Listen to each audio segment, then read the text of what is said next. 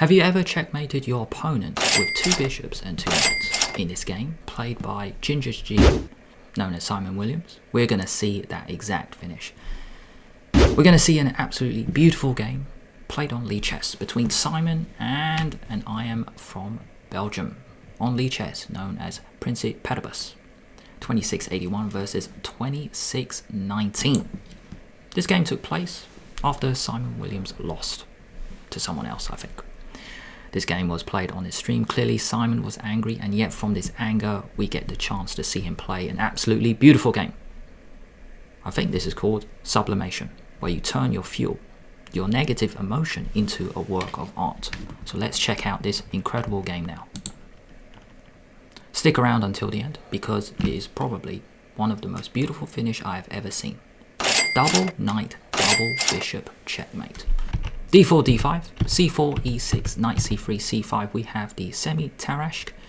Tension in the center. Simon chooses to resolve this way. Take, take, and e4. So, first step. How do we play like Simon? We blow open the center straight away with e4. And after take, you do not waste time to get your center pawn back.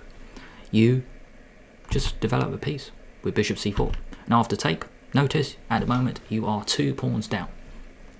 But that is irrelevant, partly because psychologically the previous game Simon lost, but also this is part of Simon's style anyway.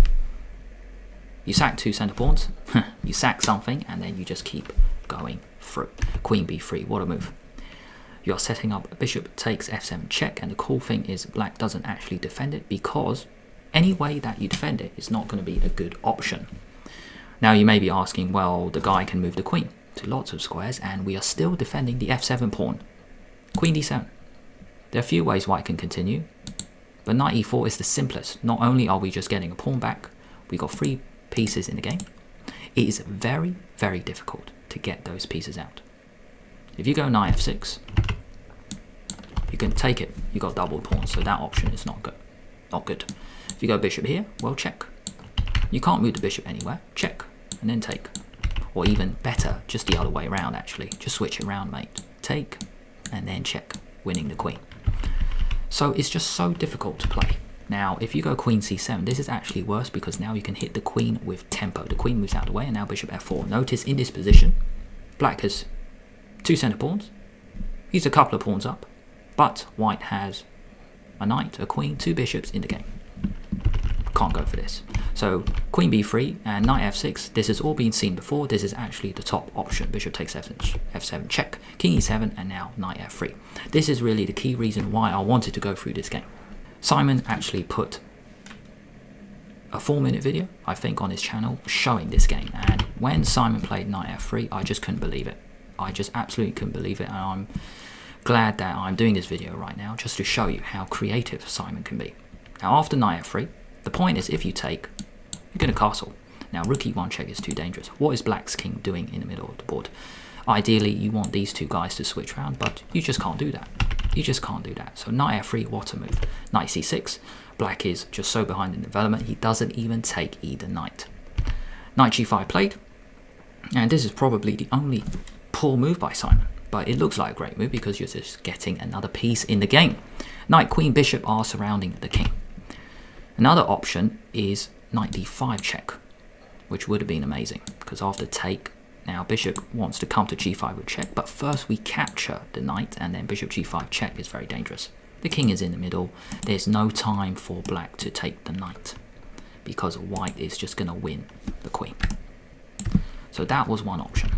Back to the game after knight f3, knight c6, and knight g5, knight e5 was played by his Belgium IM opponent. By the way, both sides have 3 minutes each on the clock. One option was actually time to grab the knight. I'm guessing Simon would have castled, and now queen b6. Black has to find a way to get rid of white's most dangerous piece, the queen. Finding a way to trade that queen off, and black might actually be winning. But please remember, both sides only have 3 minutes each on the clock. So after this, knight e5, castle, and bishop actually comes out to f5. Now queen b7 check here is winning for Simon, but I'm really glad he didn't play that, because what we're about to see in the game is a beautiful, one of the most beautiful finishes I've ever seen. Knight b5, looks good. Knight, knight, Bishop, queen surrounding the king. Black is up 2 center pawns, but it doesn't matter. Queen b6 makes sense. Stopping the knight moving, also the queen guards lots of squares on the 6th rank, but bishop f4. Attacking the knight, and if the knight moves, which is exactly what happened in the game, bishop d6 check, and it's game over all of a sudden. One option was to play knight d7, but now we can come in with queen d5. Just going to turn on the engine just to double check this. Queen d5 looks good, because if we find a way just to try to trade queens, by the way, I want to put the queen in because we're attacking the knight. If queen here, now knight d4. Because the queen is actually defended with the bishop, and there are just too many options for white. Knight is going to take the bishop with check. Everything is collapsing. Put the rook here as well, facing the king. Job done. So let's turn off the engine. Just had to check that. So bishop f4, knight d3, and bishop d6 check. King d7 played. Can't go king d8 because bishop c7 check. You pick up the queen. I'm really glad that the IM didn't go for this, or else maybe I wouldn't have gone through this game. King d7, bishop e6 check. Couple of bishops, couple of knights, and a queen in the attack. Game over. Bishop e6 check. So king back to e8. And knight c7 check, and we got mate in 2 now. We've got checkmate in 2. By the way, just going back to this point, if take, well, we can take with check. And after king c6, bishop c7 check is a good one. Yeah, might as well just win the queen. Nice discovered check here, bishop c7 check on the 6th rank. But once again, I'm really glad that he didn't go for this, because after king e8 we have checkmate in 2 moves. Now the knights, the 2 knights just come in. Knight c7 check. The king has to go to d8 and checkmate in 1. Knight f7. Have you ever seen a more beautiful finish than this? What a game by Ginger GM. Going back to the beginning, I want to emphasize the points that you can apply in your own game. So first up, how do we play like Simon? Got to open the center, sack a pawn and sack another pawn, get your pieces out and potentially sack a knight. Trap your opponent's king in the center, and you've sacked 2 pawns, so what's the difference? Sack 2 knights. Castle, rook e1 check is on the cards. Knight c6, get another piece in the game. You've got knight, bishop and queen near the guy. Castle, this knight has been hanging the whole game. It doesn't matter. It just doesn't matter. You get all your pieces in the attack. They are all in the party. Bishop f5, knight b5, 4 pieces in the attack, 5 pieces in the attack, check, and we finish off in absolute style. Amazing. Check, and here we go again. Check, and mate. If you enjoyed this video, give it a like and subscribe to the channel at the same time. Press the bell, then YouTube will let you know when I release a new video. If you guys want to stick around, here is YouTube's choice.